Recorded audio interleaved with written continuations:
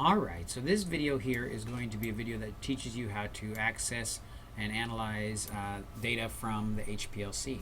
Okay, so the first thing we're going to do is going to go to the software from your home computer or wherever you're at that will allow you access to the HPLC's computer. Okay, because we're just going to analyze the data. So what we're going to look at here is a software called TeamViewer. Alright, so we go for Google TeamViewer, and then we go into this TeamViewer here, free remote control, and then we go to the web login link there. We go to web login, and then after we go to web login, there's going to be a spot where you put in the email address, and this is the email address that you're going to put in. That's my email address, and then there's going to be a spot for the password, and then you're going to do that. And then you're going to click sign in, and after you click sign in, they're going to, so on my computer specifically, it sees that I have TeamViewer downloaded already, and so it actually will revert to that. It won't use the web version, it'll just use the downloaded version. And you can download it. Downloading it is it's free if you're just going to use it as a student. And then once you get to that point, you're going to look at the computers that are available to you, and the HPLC, if that's when we're going to analyze. So you would click connect here, and you would click connect, and after you click connect there, it's going to say let's see, what's it doing now? Okay, so it essentially says you already have it open. For you on your computer, because I do have it open in the background through the software that I downloaded, and you can download the software and it's free. But if you're not working on that, it's going to open up another window after you click connect here that's going to say, do you want to download the software, or do you want to continue as on the web client? And you want to push continue on the web client if you don't want to download the software. Okay, so once you click continue on the web client, then it will open up a window that looks something like this. Okay, so hopefully you can get to it without downloading if you don't want to download it. If you want to download it, go ahead and download it. But anyways, this is what we're looking for. I mean, this is the, it's not going to look exactly like this, but this is the computer of the HPLC, right? So we're looking at the computer here of the HPLC. So what we're going to do on this computer is we're going to try to analyze some data. Now this is a view right here under method and run control. This is the normal view of the HPLC right here. So you might be familiar with this kind of a view when we're looking at the HPLC. But when it comes time for us to analyze the data, we want to go into this menu here and click on data analysis. So we go view data analysis, and then after we're in data analysis, we're going to find our way to the file that we're interested in analyzing. Okay, and the file that we're going to be analyzing here is we can click right here, or we can go into file open, right, the same thing, and then we can just browse our way to the file. This is where we browse our way. All the information is under data, so if you click on data, double click on it, then it'll open up, double click on data, it'll show you all the different files that are in this folder under data, right? And so I'll just choose one here, which has some files in here. Actually, let me choose a different, slightly different, this one right here. There we go. Has some files in here. Okay, now day 4 is the most recent one. It's the one that's being collected right at this moment. So if I try to open that one, it's going to give me a red line which is saying it's not quite finished loading, essentially. So these other ones I can open, and I'll start with this RB right here. So if I double click on RB, then it opens up two things. It opens up this report, which is something that I can print out if I want to. You'd have to come here to school and pick it up. But this is a report which has a lot of important information on it, and you can look at the report and see if you can look at the spectra here and see how the report is analyzing the data, and maybe it's analyzing the data appropriately for you.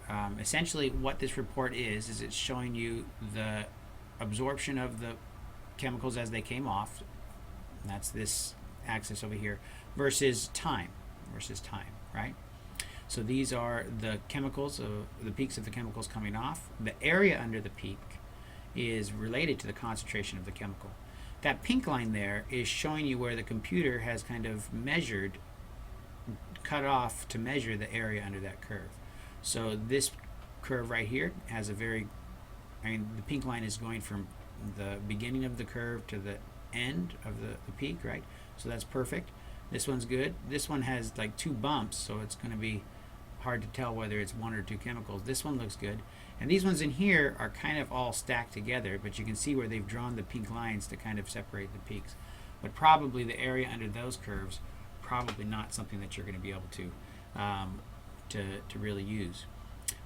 The values above here, 2.79, 4.843, etc., that's the time. That's the time that they came off. See, here's 6 minutes, here's 8 minutes, and this one's at 7.049, for example. And I can scroll down in this, I can look at, let's say, this 6.309 and this 7.043. I can remember those numbers, 6.3 and 7.0, and then I can scroll down in the report, and I can get down to a table here that tells me the area of, here's the peak number, here's the retention time. We were looking at the 6.3 and the 7.0, right? And this area here, this is the area under that peak. So that value, 56.17994, corresponds to how much chemical there was under that 6.3 peak. And then here's the one at 7.0. It had one, it was a larger peak, right? So it was at 292. All right, now I can move this report down right here, and you can see behind it, it also opened up this thing here, which is the software interpreting the data before it made the report. All right. So if you don't like the way the software made the report, if you want to go in and draw your own lines, but these are the peaks that they found, and this is the retention times, and this is the areas of all of these different peaks up here in the top, right? You'll note that there's 3, or there's multiple, maybe there's just one, but often there's more than one chromatogram. We call this whole thing right here one chromatogram, and here's a second one down here, and then if we go even further down, we're going to see a third one down here. Each one is looking at a different wavelength of light to see how the chemicals that came off absorbed at those wavelengths.